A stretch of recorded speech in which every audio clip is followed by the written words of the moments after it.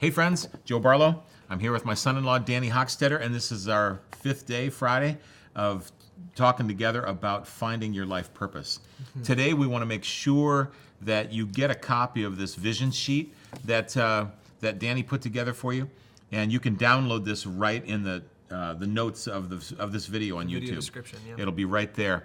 But to make sure you get this, it's going to be, and we want to talk about this today. So let's dive right in. Yeah. And walk us through this. Yeah. This is powerful.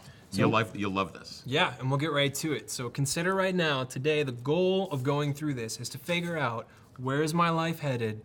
Why was I created? Why am I here? What's the reason for which I was made for this earth? So question number one, purpose, right? What is your purpose? It's a big question. I put it first because some of you might already know. You might be watching this video, you know the purpose, but maybe you don't know the rest. So right now, sit and ask God, what problem in the world was I created to fix? All right, it's a broken world, right? But we are, the local church, hope of the world kind of idea. Like we're here to fix it, like Christ wants to restore the world. So through us, what about this broken world were we created to solve? Now sit, I would actually even say pause the video and sit and just talk to God for a second. Just say, God, what was I made to solve? When I see something broken in the world, what just breaks my heart? What problem in the world do I see where it's like, I just can't stop thinking about it. I see it, it causes so much pain and disorder, and I just have to fix it. What's the problem in the world you were made to fix? So for me, purpose is to simplify the world. And I just know the world's a complicated place, and I want to make it easier to understand. That's my purpose. So pause the video for a second, sit with God. If you get nothing in the box, and you just cannot figure out what else to do, then move on. But otherwise, pause and do your best to try and hear that from God now. Why was I created? What am I here to fix? You can pause now, and then we'll move on. So once you've done that, we'll go on to the method. Now in the method, this says, how can I affect this problem? Now this is where it gets kind of fun, because this is when you get into your gifts, all right? This is, John King talked about, your gifts and your talents, right? I've learned over time how to be an effective communicator through video, and that's both a talent and I think a gift, because it's something that I really did feel a certain level of God-given excellence in it, where it came quickly, it was fun, it was easy, right? There's few things, and this is true with really everybody, there's a few things about you specifically that you get it, right? Some things, they just come naturally to you, right? That's not an accident, it's not good luck. God made you specifically to solve a purpose. They created you to solve a problem. So sit with yourself, think, man, what am I good at? Maybe it's organization or administration, maybe it's leadership, maybe it's communication, maybe it's research and study, whatever it is. Sit for a second and think, man, what has God made me really good at? Not in a prideful way, but God did make you to solve something. How does he want you to solve it, right? For me, I want to simplify the world. I'm going to do it through video because I feel like it's a gift and it's a talent that I've developed, as well as communication. So right now, pause again, sit with God, ask God, how have you uniquely gifted me? What strengths have you given me that can develop into a method of how I'm going to affect the problem that you created me to solve? All right, you can pause it right there and take some time for that.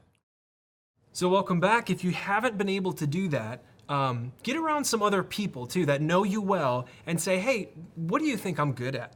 People who are close to you in your life, they'll be able to spot the best in you. Like a good father would be able to do that, or a close friend or a mentor should be able to call out the gifts in you and let that advise. Mothers know. Yeah, mothers know. Their kids are the best at everything. Yeah, they know. Man, mothers will always speak most highly of their children. Right. You are special, and I know why. Yep. Find people that you can trust to help advise you on what to do there. Next is the target group. I'll go quickly through this because it's fairly self-explanatory. You want to solve this problem for the whole world, but that's a big picture. It's hard to really hone in like how you're going to get there, right? That method, it's hard to do that when the scale is too large. And it doesn't mean you won't eventually help the whole world, but start somewhere. Like I want to simplify the world. I want to start by doing that for the high school and college age, because I feel like those are some very formative years. So I want to be effective in that time frame for those people. It'll be accessible to people well older or younger than that range, but I know that when I'm trying to communicate to that group, I would communicate differently than if I were talking to an 80-year-old or a 5-year-old. So all it's going to do is kind of help me focus in a little bit on where I'm aiming myself, who am I trying to solve this problem for? And it doesn't mean it won't be effective outside of that, but let's start somewhere, okay? But this means this could change 5 years from now. But Yeah. you know, right now, the focus for you Yep. is that. Yeah. But don't be afraid, because 5 years it may change, or 3 years it may Yep. change, or whatever. Yeah. So this is a dynamic thing, a flowing thing. Yeah. Keep going. You're doing great. Yeah. And think about too, you know, it's not necessarily just age, but think about where are they, the people that you're trying to affect? Or how old are the people you're trying to affect? Or maybe it's a way they think. Maybe it's specifically people who are broken in a specific way. That's who I'm trying to go after. So, and think about too, these are probably gonna be the people that make you come alive. God made you to solve a problem for these people. So I think the people that make you come alive, that's probably the target group that you're called to solve this problem for. That's probably where your purpose wants you to go first, right? So pause the video, take a time to fill in that box, and then move on when you've done that. So after that, we talked about a little bit your gifts, right? What are unique strengths that God has given me, all right? The method before, you know, maybe through administration, I'm gonna solve this problem, or maybe through speaking, or through teaching, or traveling, or missions. That's how I'm gonna solve the problem. Here, what, again, are those unique gifts that God has given you? You know, God maybe made you a great, these are not just skills, but also values. Like you have a high quotient for justice, right? Like you really, that's important to you. Or, you know, maybe it's communication. That's more of a tactical skill maybe. Maybe it's organization, maybe it's strategy, maybe it's just love. You're just great at loving people. Whatever that is, compassion, just write down in those boxes. And again, if you don't know, ask God. And if you're not hearing from God correctly or accurately or at all, then ask the people around you that you trust to say, what are my strengths, all right? Fill in those boxes, pause the video, take some time to do that, and then continue. So after that, now's the fun part, because this is where we take the idea, that big up in the clouds vision, and we pull it down to the ground and say, now what are we gonna do about it? I love this part. So now, the 7-year plan, right? This is now, how are we going to do it, right? We have the purpose, and now the vision really is, again, how we're going to accomplish that purpose, what it looks like when we've done it.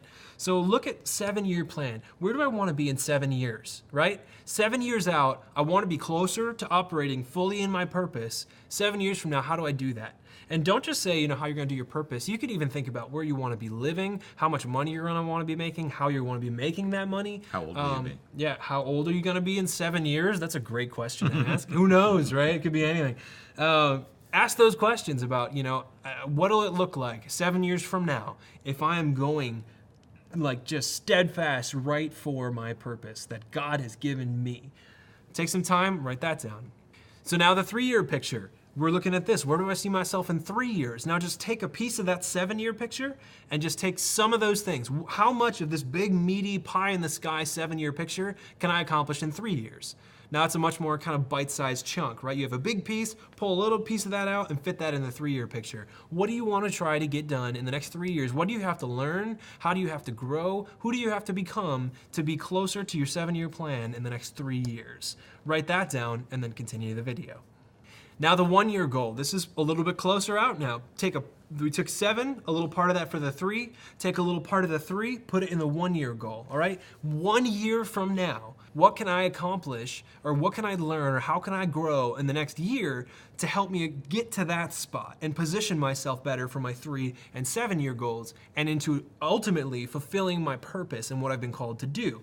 Take some time, think about what you want to have done in the next year. So now the 90-day rocks, all right? We've taken a 1-year goal, right? And we have roughly 3 sets of 90 days for that 1 year. So what can you do in the next 90 days to help get you closer to where you want to be a year from now? And these are things that are wind up on a task list. I need to read this book. I need to take this class. I need to find a mentor to teach me this. I need to find a new creative way to generate income. Whatever that is, think, what can I do in the next 90 days to help me hit that 1-year goal, all right? Think about that and then continue the video. So last thing I want to mention, a lot of this can be based around accomplishment. When we're looking at what we're planning on doing, right, we can say, well, I want to be this famous, I want to have this much money, I want to find a girlfriend, whatever that is, and it's all these things that we want to do or have. Remember again that we're not doing this so that we can have more things for ourselves, right? We're doing this to fulfill God's calling for us. So this is not a sheet on how to make you more famous or more, likable or have accomplished more things. This is telling you how to fulfill God's purpose. And even like Joseph, Joseph, he maybe had all this plan. He knew he was going to be a ruler. He was working towards his purpose. And maybe, I don't think he planned to be in prison. I don't think he planned to be a slave. It happened. So the other piece is that if God ever changes the rules, changes the 7-year plan, and calls you off of this plan, never stop God from doing that, right? He's the author. Joseph would have said, don't put me in prison. No, that's not on my plan. But then he would not have been positioned to be put in charge of Egypt. So this is not ironclad, and this is not greater than God. God can still rewrite any of this and give him regular opportunities to do that. 90 days from now, look at this again, or even at the end of this week and say, God, I'm going to look at this. You talk to me. Take some time, really center yourself, listen to God and say, God, is this really what you have planned for my life? Or at least, is this the best next step? Is this what you want on my mind, right, for moving forward? Because when we know what God's thinking about us and we know where he wants us to be, again, it doesn't matter where we are, what we're doing, what's happening around us. Where God calls us, that's what we begin to become. And then we create God's reality for our life. Like Joseph being a ruler, we create that reality around us, right? So once you have this filled out, sit with it, pray about it, talk to somebody about it. It's great to throw ideas around with someone. Try and break this down, learn about it, and then hopefully, if we filled it out correctly and you feel good about it, then I would say congratulations, you now have a purpose for your life and a vision of how you're going to accomplish that. Congratulations. That's a big deal, right? So That's awesome. yeah. Yeah, this is, friends, I want to stress the importance of this. Danny put this together and laid it out. He did the graphic design and all that stuff on this. But it's really important. And like I said, when I first started going through this tool, I was like, okay. And even though, because at the beginning it's a little painful because you're like, what is my purpose in life? Well, if I knew that, come on. Yeah. Let me tell you something. People, you've heard the phrase or the question, what's the meaning of life? Let me just tell you, that's the wrong question. The real question is, what meaning are you going to give to your life? And this tool here helps you to plug in to God's plan for your life. And that's really where true purpose is. It's when God has his expression through you. Yeah. I hope you enjoyed this week of shows. I was really blessed. Danny's a real preacher, and he doesn't know it yet. So We'll see. Simplify the world. Maybe that's a method. I don't know about yeah, it yet. he's see. learning because people were so blessed when he preached at the church.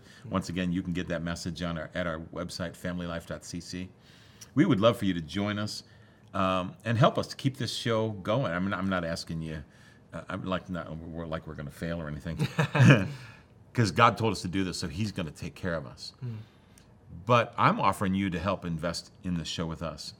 We're asking for $10 a month partners. I believe the Lord put that on my heart. Yep. It's something simple. You can set it up on an automatic payment. But that way you have a part in the fruit that's happening in this ministry. Yeah, I'd say too, it's know that every single dollar spent enables us to reach more people, or us to stretch a little bit further. So if you believe in this show and what it's doing, give towards it and help us expand that reach for Amen. God. Help us walk in our calling and reap the fruit of that. Know that you are a part of it. We're not limited. I mean, we don't limit it to $10, but that's the vision right now, is that we get a lot of people involved at that $10 level, because we've had people give $10,000, $20,000. We've had gifts because people who believe in what we're doing, and I thank God for that, because that has kept us going. So we're not limiting it to $10, but you do what you believe God is telling you to do. Hey, we're all in this together, right? Yeah. And if you're in the kingdom, become a part of this. We love you, and we are praying for you. But please pray for us and get involved. God bless you. We'll see you next week. Don't forget, subscribe to this channel. Yeah. See ya.